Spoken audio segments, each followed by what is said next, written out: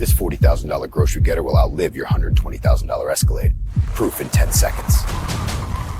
The gut punches, a fragile diva that'll leave you stranded and broke after 100,000 miles. Now imagine the Toyota Highlander, this unassuming beast that's been quietly outlasting him, all for 25 years, built like a tank that laughs at potholes and oil changes. Stick around, because by the end, I'm spilling the one secret engineering trick that makes it tougher than those overpriced show ponies, and it'll change how you see every SUV on the road. Hey, if you're new here on Gearhead Garage, where we ditch the fluff and dive into the guts of what really moves US raw horsepower stories, midnight test drives, and the kind of car talk that keeps your engine running hot, smash that subscribe button and join the ride.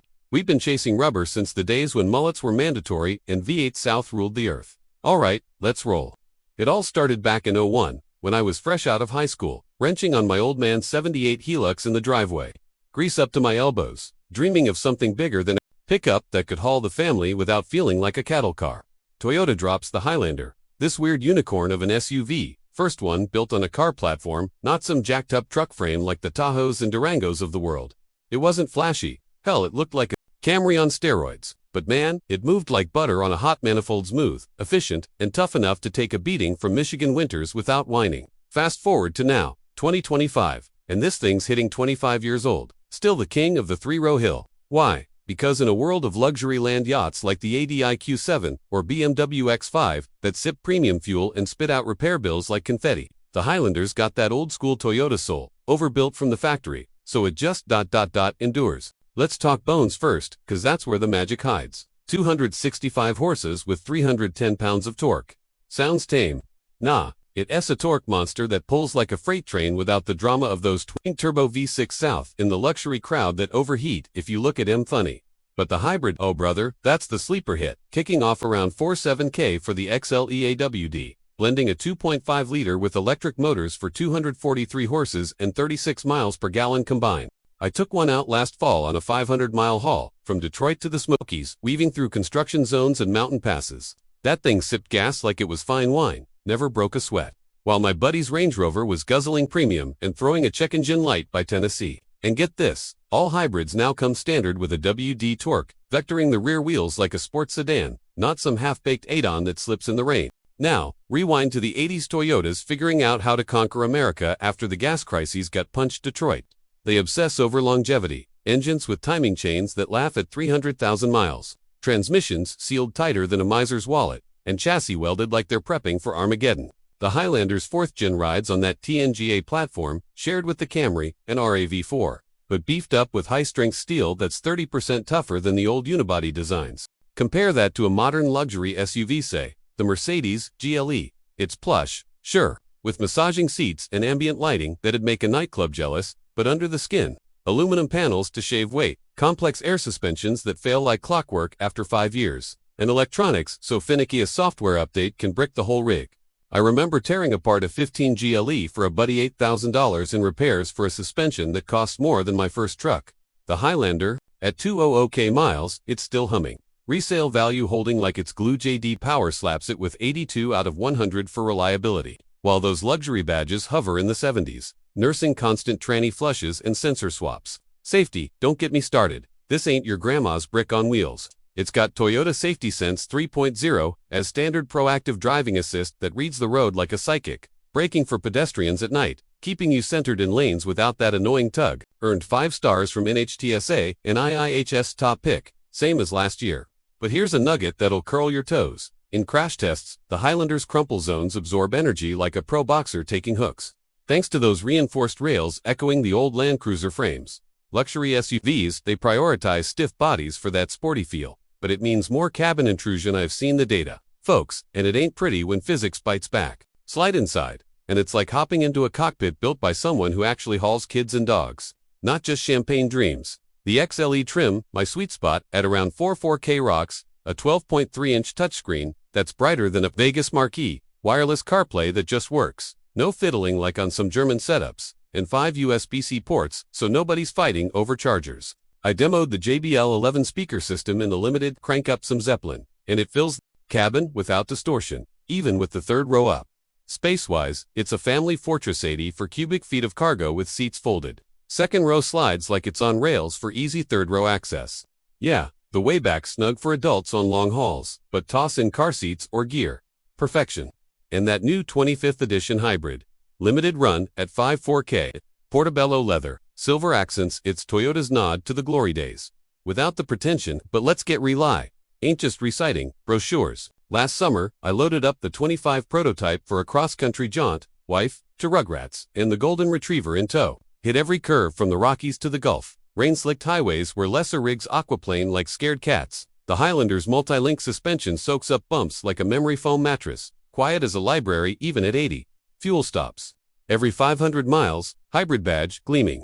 Pulled a trailer once 3,500 pounds easy. No sway, no sweat. Compared to my old '08 Explorer, which grenaded its diff at 150K, this thing's a vault. One gripe, the base infotainment's 8-inch screen feels dated next to the big boy's 12.3. But hey, upgrade and you're golden. Off-the-wall insight time. Ever wonder why Toyota dominates resale? It's that bulletproof rep baked in from the Prius-era hybrids that outlast gas guzzlers. Batteries warranted 2150K miles. Luxury brands chase trends. Toyota builds heirlooms. I know a guy in Ohio with a '05 Highlander at 400K, original trans, still daily driving it to the mill. Try that with a Lexus GX. Wait, no, the GX is Toyota under the skin, but you get me. As we ease off the throttle here, chew on this. In a garage full of flash, the Highlander's the one that'll bury the rest. Dropping in November 25, starting under 41K, it's your ticket to worry-free miles gas or hybrid. Tough as nails, family. But the real secret, that overbuilt TNG, AK chassis, with its laser-welded reinforcements and redundant cooling loops, designed not for showrooms, but for the long haul, outlasting luxury pretenders by double the miles. Makes you rethink that premium badge, doesn't it? What's your unbreakable ride story? Drop it in the comments, let's swap war tales.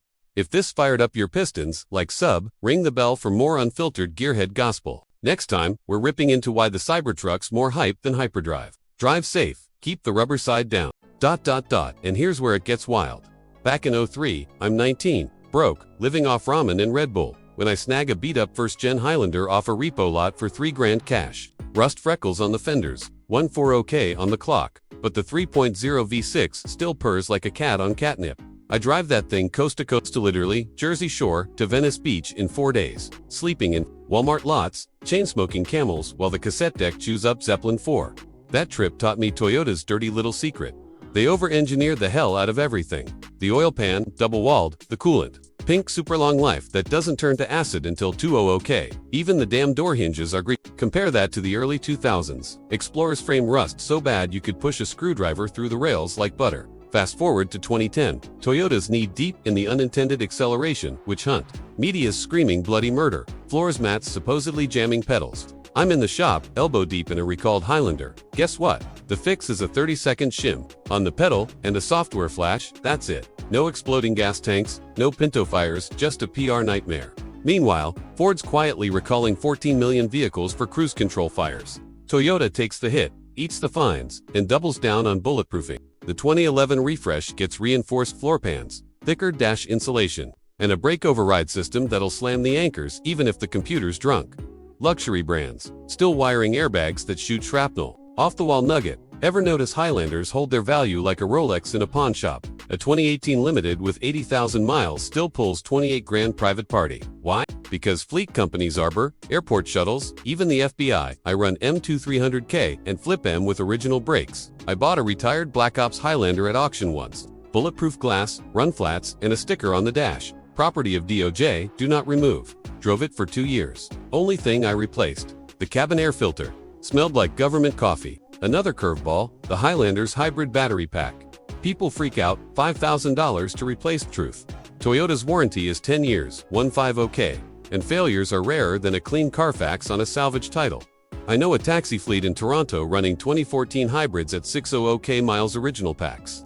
Just a $400 rebalance every 200K. Meanwhile, a 2020 BMW X5 plug-in, $20K battery swap at 90K. That's a down payment on a house.